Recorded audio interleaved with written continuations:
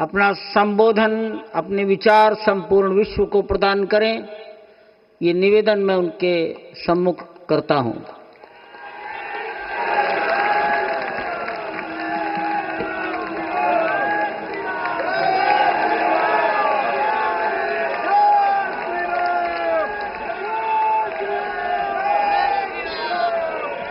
सियावर रामचंद्र की, सियावर रामचंद्र की जय सिया राम। उत्तर प्रदेश की राज्यपाल आनंदीबेन पटेल, राष्ट्रीय स्वयंसेवक संघ के परम पूजनीय सरसंघ चालक डॉक्टर मोहन भागवत जी, उत्तर प्रदेश के मुख्यमंत्री योगी आदित्यनाथ जी, श्री राम जन्मभूमि तीर्थ क्षेत्र ट्रस्ट के अध्यक्ष पूज्य महंत नृत्य गोपाल दास जी, पूज्य संत समाज,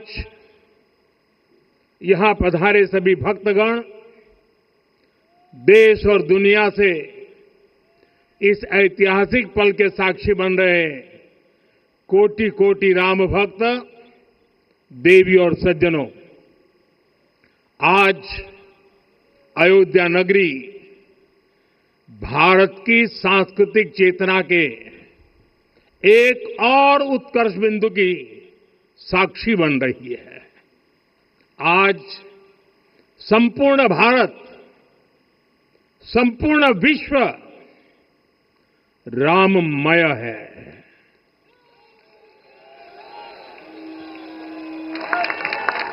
हर राम भक्त के हृदय में अद्वितीय संतोष है, असीम कृतज्ञता है, अपार अलौकिक आनंद है।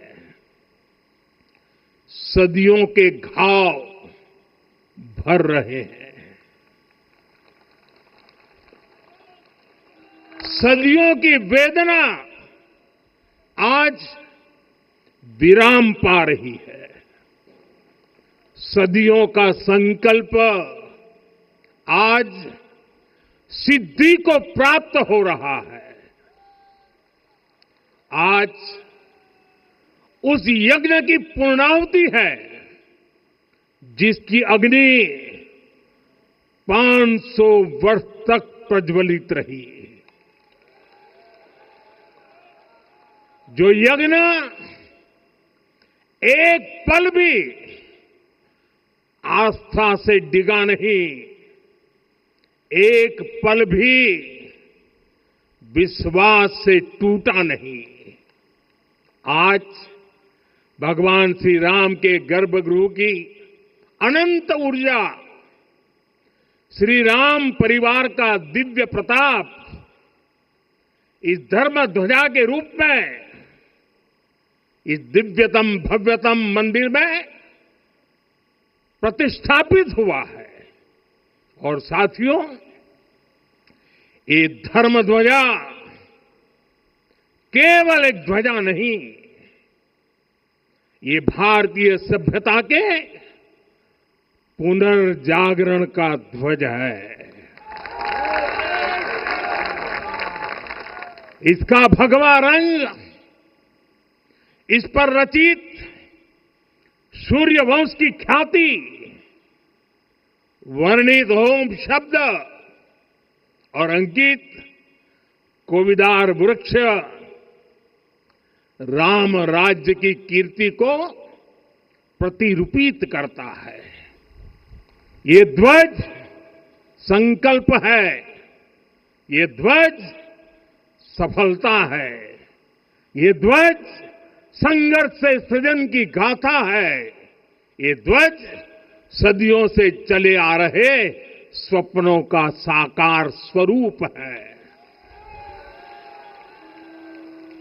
ये ध्वज संतों की साधना और समाज की सहभागिता की सार्थक परिणति है। साथियों, आने वाली सदियों और सहस्त्र शताब्दियों तक ये धर्म ध्वज प्रभु राम के आदर्शों और सिद्धांतों का उद्घोष करेगा। ये धर्म ध्वज आह्वान करेगा, सत्यमेव जयते नानृतम, यानी जीत सत्य की ही होती है, असत्य की नहीं। ये धर्म ध्वज उद्घोष करेगा, सत्यम एक पदम ब्रह्म सत्य धर्म प्रतिष्ठित, अर्थात सत्य ही ब्रह्म का स्वरूप है, सत्य में ही धर्म स्थापित है। ये धर्म ध्वज प्रेरणा बनेगा, प्राण जाए पर वचन न जाहि, अर्थात जो कहा जाए वही किया जाए। ये धर्म ध्वज संदेश देगा, कर्म प्रधान विश्व रची राखा, अर्थात विश्व में कर्म और कर्तव्य की प्रधानता हो। ये धर्म ध्वज कामना करेगा, बैर न विग्रह आस न त्रासा, सुखमय ताही सदा सब आशा, यानी भेदभाव पीड़ा परेशानी से मुक्ति, समाज में शांति और सुख हो। ये धर्म ध्वज हमें संकल्पित करेगा, नहीं दरिद्र को दुखी न दीना, यानी हम ऐसा समाज बनाएं जहां गरीबी न हो, कोई दुखी या लाचार न हो। साथियों, हमारे ग्रंथों में कहा गया है, आरोपितम ध्वजम दृष्ट्वा ये अभिनंदनित धार्मिका ते अपि सर्वे प्रमुच्यते महापातक कोटि भी, यानी जो लोग किसी कारण मंदिर नहीं आ पाते और दूर से मंदिर के ध्वज को प्रणाम कर लेते हैं, उन्हें भी उतना ही पुण्य मिल जाता है। साथियों, ये धर्म ध्वज भी इस मंदिर के ध्येय का प्रतीक है। ये ध्वज दूर से ही राम लला की जन्मभूमि के दर्शन कराएगा और युगों युगों तक प्रभु श्री राम के आदेशों और प्रेरणाओं को मानव मात्र तक पहुंचाएगा। साथियों, मैं संपूर्ण विश्व के करोड़ों राम भक्तों को इस अविस्मरणीय क्षण की, इस अद्वितीय अवसर की हार्दिक शुभकामनाएं देता हूं। मैं आज उन सभी भक्तों को भी प्रणाम करता हूं, हर उस दानवीर का भी आभार व्यक्त करता हूं जिसने राम मंदिर निर्माण के लिए अपना सहयोग दिया। मैं राम मंदिर के निर्माण से जुड़े हर श्रमवीर, हर कारीगर, हर योजनाकार, हर वास्तुकार, सभी का अभिनंदन करता हूं। साथियों, अयोध्या वह भूमि है जहां आदर्श आचरण में बदलते हैं। यही वह नगरी है जहां श्री श्री राम ने अपना जीवन पथ शुरू किया था। इसी अयोध्या ने संसार को बताया कि एक व्यक्ति कैसे समाज की शक्ति से, उसके संस्कारों से पुरुषोत्तम बनता है। जब श्री राम अयोध्या से वनवास को गए तो वे युवराज राम थे, लेकिन जब लौटे तो मर्यादा पुरुषोत्तम बनकर के आए और उनके मर्यादा पुरुषोत्तम बनने में महर्षि वशिष्ठ का ज्ञान, महर्षि विश्वामित्र की दीक्षा, महर्षि अगस्त्य का मार्गदर्शन, निषाद राज की मित्रता, मां शबरी की ममता, भक्त हनुमान का समर्पण, इन सब की अनगिनत ऐसे लोगों की महत्वपूर्ण भूमिका रही है। साथियों, विकसित भारत बनाने के लिए भी समाज की इसी सामूहिक शक्ति की आवश्यकता है। मुझे बहुत खुशी है कि राम मंदिर का दिव्य प्रांगण भारत के सामूहिक सामर्थ्य की भी चेतना स्थली बन रहा है। यहां सप्त मंदिर बने हैं। यहां माता शबरी का मंदिर बना है, जो जनजातीय समाज के प्रेम भाव और आतिथ्य परंपरा की प्रतिमूर्ति है। यहां निषादराज का मंदिर बना है। ये उस मित्रता का साक्षी है जो साधन नहीं, साध्य को, उसकी भावना को पूजती है। यहां एक ही स्थान पर माता अहिल्या है, महर्षि वाल्मीकि है, महर्षि वशिष्ठ है, महर्षि विश्वामित्र है, महर्षि अगस्त्य है और संत तुलसीदास है। रामलला के साथ साथ इन सभी ऋषियों के दर्शन भी यहीं पर होते हैं। यहां जटायु जी और गिलहरी की मूर्तियां भी हैं, जो बड़े संकल्पों की सिद्धि के लिए हर छोटे से छोटे प्रयास के महत्व को दिखाती है। मैं आज हर देशवासी से कहूंगा कि वो जब भी राम मंदिर आए तो सप्त मंदिर के दर्शन भी अवश्य करें।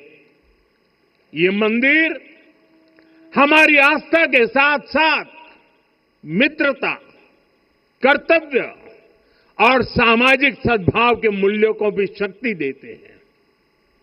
साथियों, हम सब जानते हैं, हमारे राम भेद से नहीं, भाव से जुड़ते हैं। उनके लिए व्यक्ति का कुल नहीं, उसकी भक्ति महत्वपूर्ण है। उन्हें वंश नहीं, मूल्य प्रिय है। उन्हें शक्ति नहीं, सहयोग महान लगता है। आज हम भी उसी भावना से आगे बढ़ रहे हैं। पिछले 11 वर्षों में महिला, दलित, पिछड़े, अति पिछड़े, आदिवासी, वंचित, किसान, श्रमिक, युवा, हर वर्ग को विकास के केंद्र में रखा गया है। जब देश का हर व्यक्ति, हर वर्ग, हर क्षेत्र सशक्त होगा, तब संकल्प की सिद्धि में सबका प्रयास लगेगा और सबके प्रयास से ही 2047 जब देश आजादी के 100 साल मनाएगा, हमें 2047 तक विकसित भारत का निर्माण करना ही होगा। साथियों, रामलला की प्राण प्रतिष्ठा के ऐतिहासिक अवसर पर मैंने राम से राष्ट्र के संकल्प की चर्चा की थी। मैंने कहा था कि हमें आने वाले 1000 वर्षों के लिए भारत की नींव मजबूत करनी है।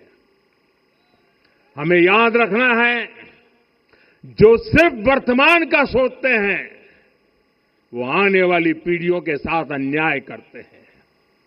हमें वर्तमान के साथ साथ भावी पीढ़ियों के बारे में भी सोचना है, क्योंकि हम जब नहीं थे, ये देश तब भी था।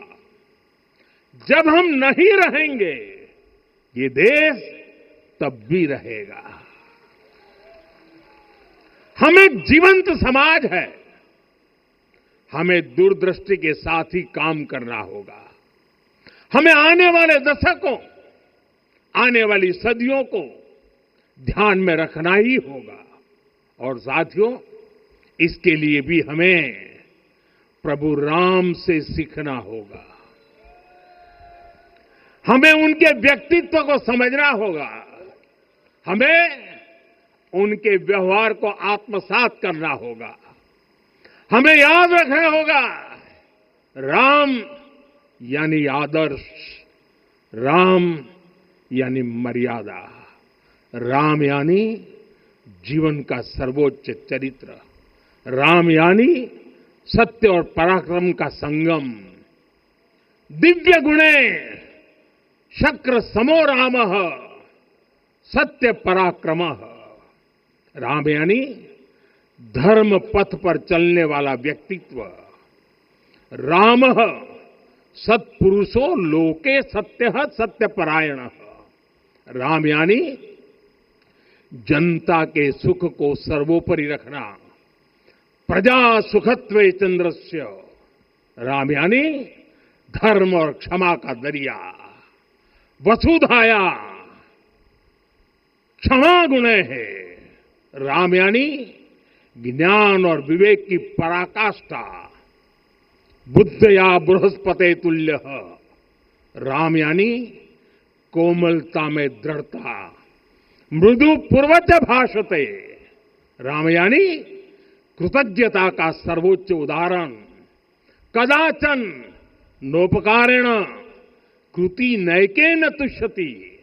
राम यानी श्रेष्ठ संगति का चयन। शीला वृद्धे ज्ञान वृद्धे वयोवृद्धे च सज्जनै। राम यानी विनम्रता में महाबल।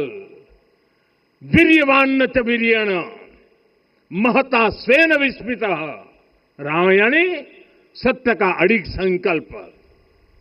न च अनुत्र कथो विद्वान।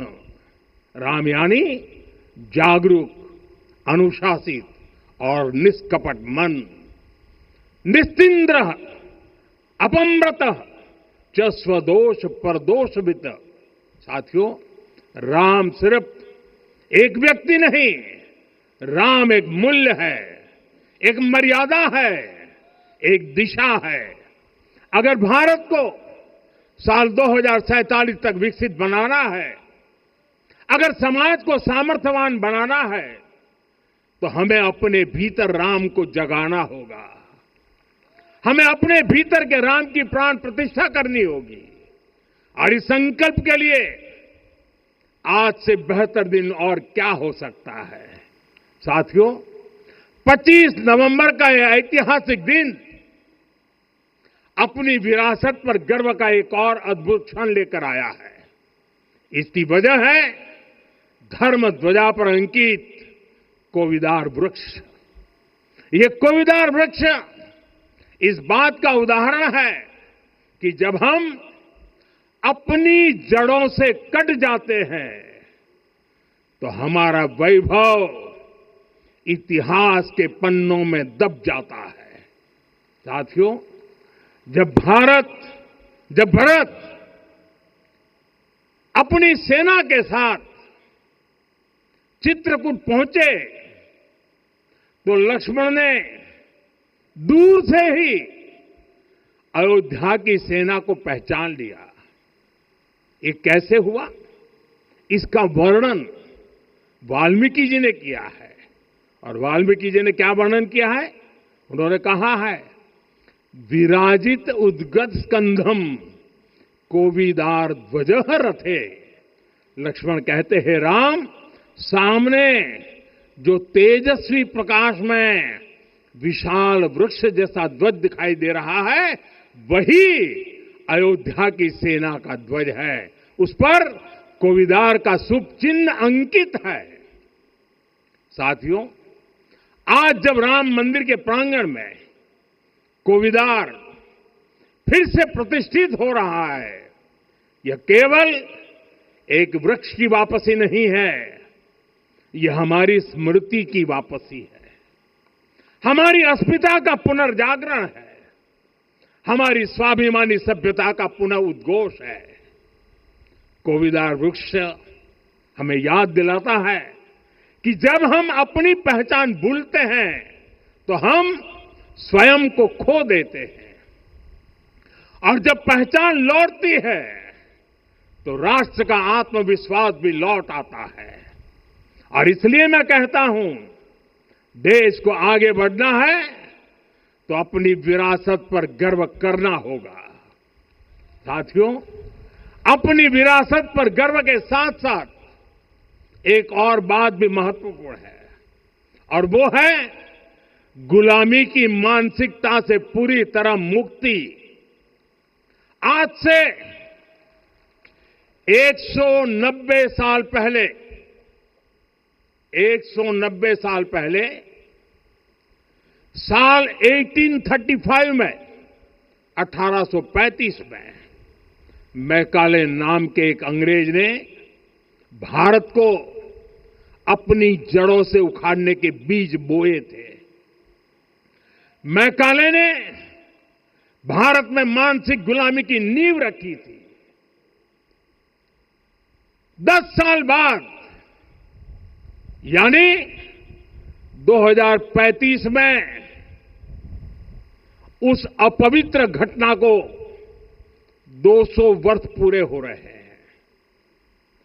कुछ दिन पहले मैंने एक कार्यक्रम में आग्रह किया था कि हमें आने वाले 10 वर्षों तक उस 10 वर्षों का लक्ष्य लेकर चलना है कि भारत को गुलामी की मानसिकता से मुक्त करके रहेंगे। साथियों, सबसे बड़ा दुर्भाग्य यह है कि मैकाले ने जो कुछ सोचा था उसका प्रभाव कहीं व्यापक हुआ। हमें आजादी मिली, लेकिन हीन भावना से मुक्ति नहीं मिली। हमारे यहां एक विकार आ गया कि विदेश की हर चीज, हर व्यवस्था अच्छी है और जो हमारी अपनी चीजें हैं उनमें खोट ही खोट है। साथियों, गुलामी की यही मानसिकता है जिसने लगातार यह स्थापित किया। हमने विदेशों से लोकतंत्र लिया। कहा गया कि हमारा संविधान भी विदेश से प्रेरित है, जबकि सच ये है कि भारत लोकतंत्र की जननी है, मदर ऑफ डेमोक्रेसी है। लोकतंत्र हमारे डीएनए में है। साथियों, अगर आप तमिलनाडु जाएंगे तो तमिलनाडु के उत्तरी हिस्से में उत्तीरमेरूर गांव है। वहां हजारों वर्ष पहले का एक शिलालेख है। उसमें बताया गया है कि उस कालखंड में भी कैसे लोकतांत्रिक तरीके से शासन व्यवस्था चलती थी, लोग कैसे सरकार चुनते थे। लेकिन हमारे यहां तो मैग्ना कार्टा की प्रशंसा का ही चलन रहा। हमारे यहां भगवान बसवन्ना, उनके अनुभव मंटपा की जानकारी भी सीमित रखी गई। अनुभव मंटपा यानी जहां सामाजिक, धार्मिक और आर्थिक विषयों पर सार्वजनिक बहस होती थी, जहां सामूहिक सहमति से निर्णय लिए जाते थे। लेकिन गुलामी की मानसिकता के कारण इस भारत की कितनी ही पीढ़ियों को इस जानकारी से भी वंचित रखा गया। साथियों, हमारी व्यवस्था के हर कोने में गुलामी की इस मानसिकता ने डेरा डाला हुआ था। अब याद करिए, भारतीय नौसेना का ध्वज सदियों तक उस ध्वज पर ऐसे प्रतीक बने रहे जिनका हमारी सभ्यता, हमारी शक्ति, हमारी विरासत से कोई संबंध नहीं था। अब हमने नौसेना के ध्वज से गुलामी के हर प्रतीक को हटाया है। हमने छत्रपति शिवाजी महाराज की विरासत को स्थापित किया है, और ये सिर्फ एक डिजाइन में बदलाव नहीं हुआ, ये मानसिकता बदलने का क्षण था। ये वो घोषणा थी कि भारत अब अपनी शक्ति अपने प्रतीकों से परिभाषित करेगा, न कि किसी और की विरासत से। और साथियों, यही परिवर्तन आज अयोध्या में भी दिख रहा है। साथियों, ये गुलामी की मानसिकता ही है जिसने इतने वर्षों तक रामत्व को नकारा है। भगवान राम अपने आप में एक वैल्यू सिस्टम है। ओरछा के राजा राम से लेकर रामेश्वरम के भक्त राम तक और शबरी के प्रभु राम से लेकर मिथिला के पाहुन राम जी तक, भारत के हर घर में, हर भारतीय के मन में और भारतवर्ष के हर कण कण में राम है। लेकिन गुलामी की मानसिकता इतनी हावी हो गई कि प्रभु राम को भी काल्पनिक घोषित किया जाने लगा। साथियों, अगर हम ठान लें अगले 10 साल में मानसिक गुलामी से पूरी तरह मुक्ति पा लेंगे, और तब जाकर के ऐसी ज्वाला प्रज्वलित होगी, ऐसा आत्मविश्वास बढ़ेगा कि 2047 तक विकसित भारत का सपना पूरा होने से भारत को कोई रोक नहीं पाएगा। आने वाले 1000 वर्ष के लिए भारत की नींव तभी सशक्त होगी जब मैकाले की गुलामी के प्रोजेक्ट को हम अगले 10 साल में पूरी तरह ध्वस्त करके दिखा देंगे। साथियों, अयोध्या धाम में रामलला का मंदिर परिसर भव्य से भव्यतम हो रहा है और साथ ही अयोध्या को संवारने का काम लगातार जारी है। आज अयोध्या फिर से वह नगरी बन रही है जो दुनिया के लिए उदाहरण बनेगी। त्रेता युग की अयोध्या ने मानवता को नीति दी। 21वीं सदी की अयोध्या मानवता को विकास का नया मॉडल दे रही है। तब अयोध्या मर्यादा का केंद्र थी, अब अयोध्या विकसित भारत का मेरुदंड बनकर उभर रही है। साथियों, भविष्य की अयोध्या में पौराणिकता और नूतनता का संगम होगा। सरयू जी की अमृत धारा और विकास की धारा एक साथ बहेगी। यहां आध्यात्म और आर्टिफिशियल इंटेलिजेंस दोनों का तालमेल दिखेगा। राम पथ, भक्ति पथ और जन्मभूमि पथ से नई अयोध्या के दर्शन होते हैं। अयोध्या में भव्य एयरपोर्ट है। अयोध्या में आज शानदार रेलवे स्टेशन है। वंदे भारत और अमृत भारत एक्सप्रेस जैसी ट्रेनें अयोध्या को बाकी देश से जोड़ रही हैं। अयोध्या वासियों को सुविधाएं मिले, उनके जीवन में समृद्धि आए, इसके लिए निरंतर काम चल रहा है। साथियों, जब से प्राण प्रतिष्ठा हुई है तब से लेकर आज तक करीब 45 करोड़ श्रद्धालु यहां दर्शन के लिए आ चुके हैं।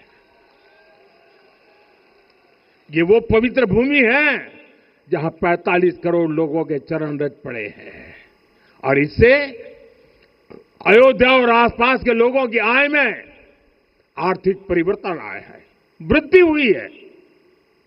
कभी अयोध्या विकास के पैमानों में बहुत पीछे थी, आज अयोध्या नगरी यूपी के अग्रणी शहरों में से एक बन रही है। साथियों, 21वीं सदी का आने वाला समय बहुत महत्वपूर्ण है। आजादी के बाद के 70 साल में भारत विश्व की 11वीं सबसे बड़ी अर्थव्यवस्था बना। 70 साल में 11वीं। लेकिन पिछले 11 साल में ही भारत विश्व की 5वीं सबसे बड़ी अर्थव्यवस्था बन चुका है। और वो दिन दूर नहीं जब भारत विश्व की 3री सबसे बड़ी अर्थव्यवस्था भी बन जाएगा। आने वाला समय नए अवसरों का है, नई संभावनाओं का है। और इस अहम कालखंड में भी भगवान राम के विचार ही हमारी प्रेरणा बनेंगे। जब श्री राम के सामने रावण विजय जैसा विशाल लक्ष्य था, तब उन्होंने कहा था, सौरज धीरज ते ही रथ चाका, सत्यशील दृढ़ ध्वज पताका, बल विवेक दम परहित गोरे, क्षमा कृपा समता रजु जोरे। यानी रावण पर विजय पाने के लिए जो रथ चाहिए, शौर्य और धैर्य उसके पहिए हैं, उसकी ध्वजा सत्य और अच्छे आचरण की है, बल विवेक संयम और परोपकार इस रथ के घोड़े हैं, लगाम के रूप में क्षमा दया और समता है जो रथ को सही दिशा में रखते हैं। साथियों, विकसित भारत की यात्रा को गति देने के लिए ऐसा ही रथ चाहिए, ऐसा रथ जिसके पहिए शौर्य और धैर्य हो, यानी चुनौतियों से टकराने का साहस भी हो और परिणाम आने तक दृढ़ता से डटे रहने का धैर्य भी हो। ऐसा रथ जिसकी ध्वजा सत्य और सर्वोच्च आचरण हो, यानी नीति नियत और नैतिकता से समझौता कभी न हो। ऐसा रथ जिसके घोड़े बल विवेक संयम और परोपकार हो, यानी शक्ति भी हो बुद्धि भी हो अनुशासन भी हो और दूसरों के हित का भाव भी हो। ऐसा रथ जिसकी लगाम क्षमा करुणा और संभाव हो, यानी जहां सफलता का अहंकार नहीं और असफलता में भी दूसरों के प्रति सम्मान बना रहे। और इसलिए मैं आदरपूर्वक कहता हूं, ये पल कंधे से कंधा मिलाने का है, ये पल गति बढ़ाने का है।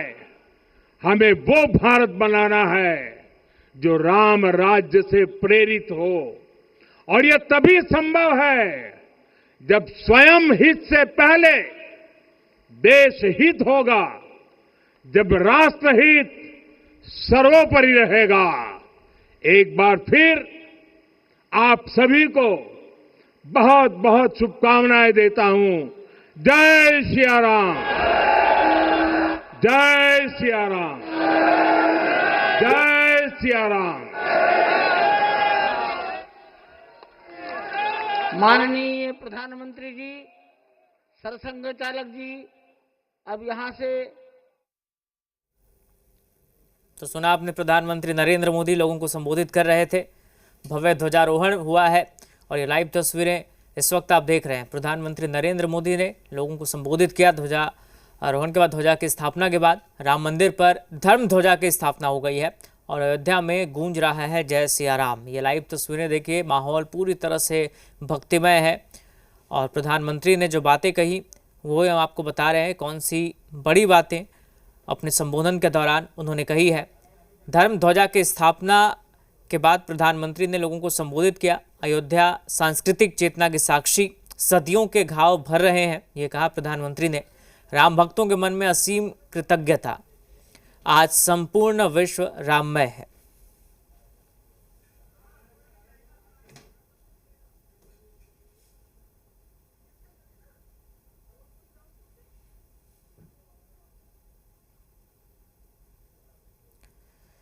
तो ये लाइव तस्वीरें इस वक्त आप देख रहे हैं। सीएम योगी आदित्यनाथ हैं, साथ में मोहन भागवत। लाइव तस्वीरें इस वक्त राम मंदिर अयोध्या से आप देख रहे हैं। धर्म ध्वज की स्थापना हो गई है। प्रधानमंत्री ने लोगों को संबोधित भी किया और ये सीधी तस्वीरें राम मंदिर अयोध्या से। तो लोगों का अभिवादन करते प्रधानमंत्री मोदी।